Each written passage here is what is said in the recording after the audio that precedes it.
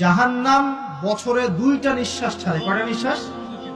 একটা নিঃশ্বাস গ্রীষ্মকালে যখন প্রচন্ড দাবদাহ চলে, ওইটা হচ্ছে জাহান্নামের নিঃশ্বাসের ফসল। ওই প্রভাবে পৃথিবীতে এরকম দাবদাহ চলে। এই সায়েন্স বিশ্বাস করবে? করবে না। ওর বিশ্বাসের আমার যায় আসে না। আল্লাহ পাক বলেছেন সত্য, রাসূল বলেছেন সত্য। আরেকটা হচ্ছে শীতকালে যখন প্রচন্ড ঠান্ডা, তখন শীতকালে জাহান্নামের এমন একটা জায়গা আছে যেটা কিন্তু শীতল জায়গা। জাহান্নামের পুরো জায়গাটাই কিন্তু আগুন নয়, এমনও জায়গা আছে যেটা কি খুব শীতল। ওই শীতল অংশ শ্বাস ছাড়লে এই যে পৃথিবীতে সেই এই শীতের একটা প্রভাব চলে আসে, প্রচন্ড ঠান্ডা শৈত্যপ্রবাহ চলে আসে। এটা হয়তো অনেকে বিশ্বাস করবে না, মনে করবে যে ধর্মান্ধ কথাবার্তা।